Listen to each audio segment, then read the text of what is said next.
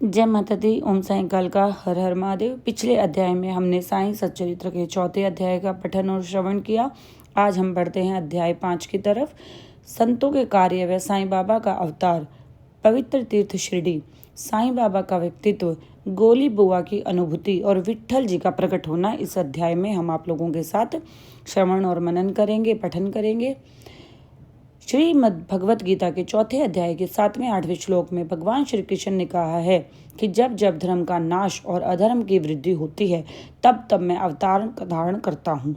धर्म स्थापन, दुष्टों का विनाश तथा संत जनों के कष्ट निवारण के लिए मैं युग युग में जन्म लेता हूँ। साधु और संतों भगवान के प्रतिनिधि होते हैं।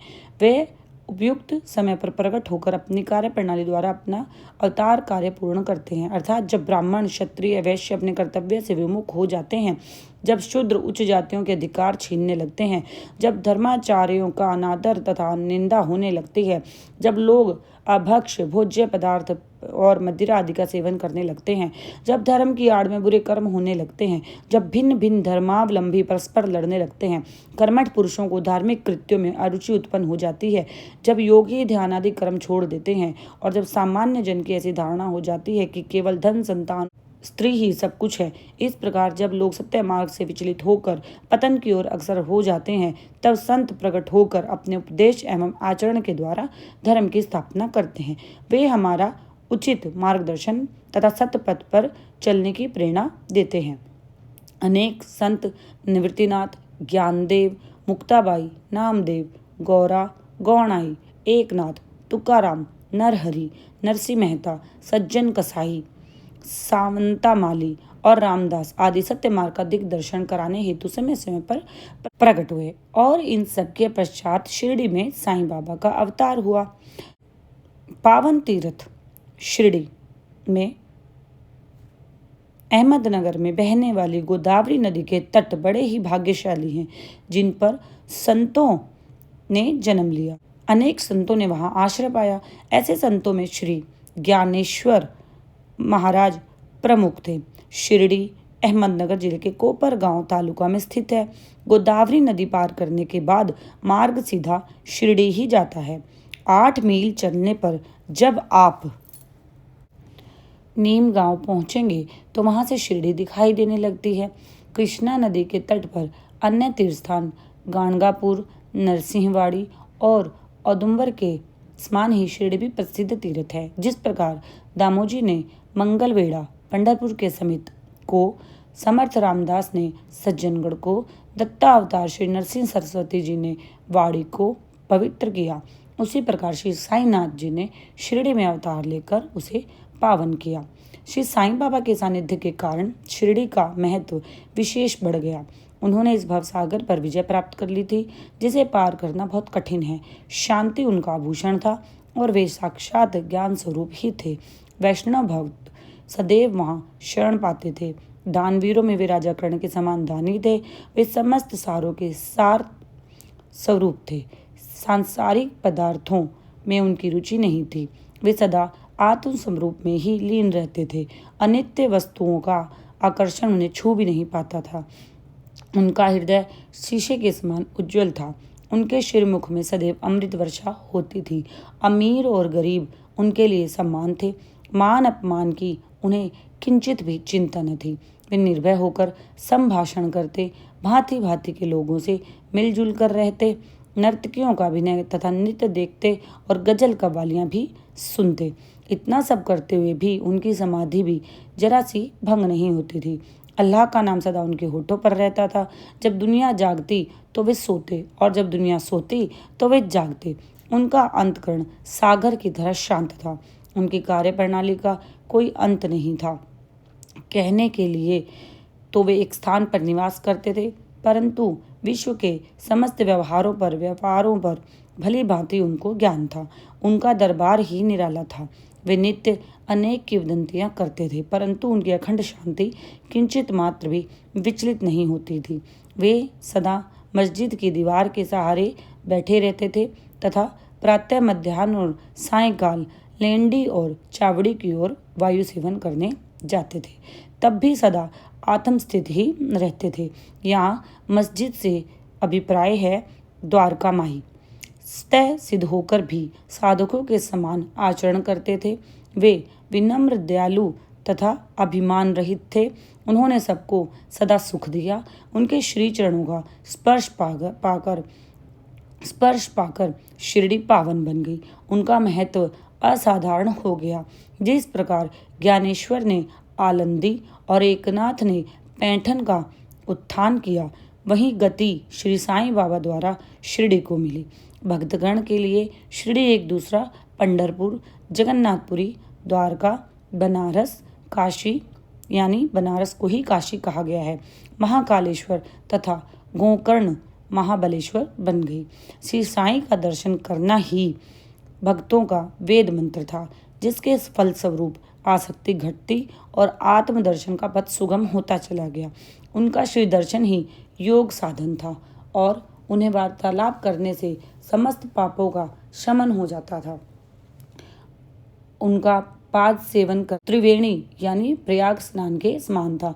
पाद सेवन यानी उनके चरणों को स्पर्श करना तथा चरणामृत पान करने मात्र से ही समस्त इच्छाएं पूर्ति होती थी। उनकी आज्ञा हमारे लिए वेद आज्ञा थी। प्रसाद तथा उदी ग्रहण करने से चित्त की शुद्धि होती थी। वे ही हमारे राम और श्री कृष्ण थे, जिन्होंने हमें मुक्ति प्रदान की। वे ही हमारे पार ब्रह्म थे। वे सदात्म स्थित, चेत घन तथा आनंद की मंगल मूर्ति थे। कहने को तो शिरडी उनका मुख्य केंद्र था, परंतु उनका कार्य क्षेत्र पंजाब, कलकत्ता, उत्तरी भारत, गुजरात, ढाका, कोंकण तक फैला हुआ था। श्री साईं बाबा की कीर्ति दिन प्रतिदिन चारों तरफ फैलने लगी और जगह जगह से दर्शनार्थी आकर उनके लाभ उठाने लगे। केवल दर्शन से ही मनुष्य, चाहे वे शुद्ध अथवा अशुद्ध हृदय के हों, उनके चित्त को परम शांति मिलने लगी। उन्हें आनंद का अनुभव होता गया, जैसा कि पंढरपुर में श्री विट्ठल जी के दर्शन से होता है। यह कोई अतिशयोक्ति नहीं है। देखिए एक भक्त की अनुभूति जो यहाँ बताई जा रही है। गोली बुआ की आयु अनुमान से 95 वर्ष की थी। वे पंडरी के एक वारकरी थे। वे 8 मास पंढरपुर तथा 4 मास गंगा तट पर रहते थे, यानी आषाढ़ से कार्तिक तक गंगा तट पर वो रहते थे।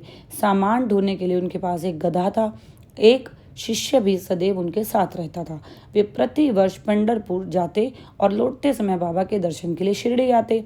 बाबा के प्रति उनकी गहरी श्रद्धा थी।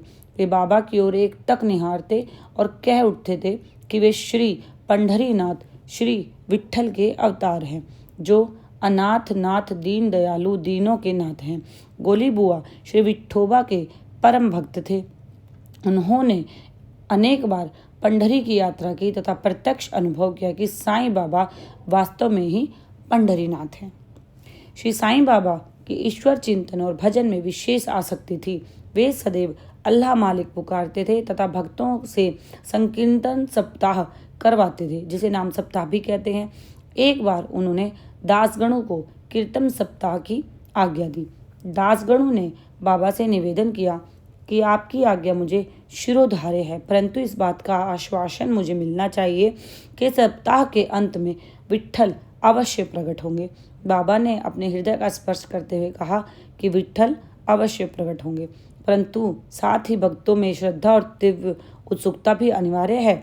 ठाकुरनाथ की डंकपुरी, विट्ठल की पंढरी, रणछोड़ की द्वारका, यही तो है। किसी को दूर जाने की आवश्यकता ही नहीं है। क्या विट्ठल कहीं बाहर से आएंगे? वे तो यहीं विराजमान हैं। जब भक्तों में प्रेम और भक्ति का स्रोत प्रवाहित होगा तो विट्ठल स्वयं यहीं प्रकट हो जाएंगे। कीर्तन सप्ताह समाप्त होने के बाद काका दीक्षित सदैव की भांति स्नान करने के पश्चात जब ध्यान करने को बैठे तो उन्हें विट्ठल के दर्शन हुए। यह चित्र ठीक वैसा ही था जैसा कि काका साहेब दीक्षित को ध्यान में दर्शन हुए थे। चित्र देखकर और बाबा के शब्दों का स्मरण कर काका दोपहर के समय जब बाबा के दर्शनों के लिए मस्जिद पहुंचे तो बाबा ने उनसे पूछा, क्यों विट्ठल पाटिल आए थे ना, क्या तुम्हें उनके दर्शन हुए? वे बहुत चंचल है, उनको दृढ़ता से पकड़ के रखो। यदि जरा भी असावधानी की तो वे बचकर निकल जाएंगे। यह प्रातःकाल की घटना थी और दोपहर के समय उन्हें पुनः दर्शन हुए। उसी दिन एक चित्र बेचने वाला विठोबा के 25-30 चित्र लेकर वहां बेचने को आ गया। साहब को आश्चर्य के साथ साथ बड़ी प्रसन्नता भी हुई। उन्होंने एक चित्र सहर्ष खरीद लिया और उसे अपने देवघर में प्रतिष्ठित कर दिया। ठाणा के रिटायर मामलतदार श्री वी देव ने अपने अनुसंधान से यह प्रमाणित कर दिया है कि शिरडी पंढरपुर के अंतर्गत आती है। दक्षिण में पंढरपुर श्री कृष्ण का प्रसिद्ध स्थान है, अतः शिरडी ही द्वारका है। और द्वारका की एक और व्याख्या सुनने में आई है जो कि के नारायण अय्यर द्वारा लिखित भारतवर्ष के स्थायी इतिहास में स्कंद पुराण के भाग 2 पृष्ठ 90 में उद्धृत की गई है। वह इस प्रकार है। चतुर्वर्णामापि वर्गणाम यत्र द्वारिणी सर्वतः अतो द्वाराविति युक्तः विद्वत भित व्यवस्थित भी जो स्थान चारों वर्गों के लोगों को धर्म अर्थ काम और मोक्ष के निमित्त सुगम सुलभ हो, दार्शनिक लोग उसे द्वारका कहते हैं। शिरडी में बाबा की मस्जिद केवल चारों वर्णों के लिए ही नहीं अपितु दलित, अस्पृश्य, भागोजी, शिंदे जैसे कुष्ठ रोगी आदि सबके लिए खुली थी। अतः शिरडी को द्वारका कहना ही सर्वथा उचित होगा। हमारी साईं सच्चरित्र का यह 5वां अध्याय संपूर्ण हुआ और यह केवल साईं बाबा के आशीर्वाद से ही संपूर्ण हो पाया है। जय माता दी। ओम साईं काल का हर हर महादेव।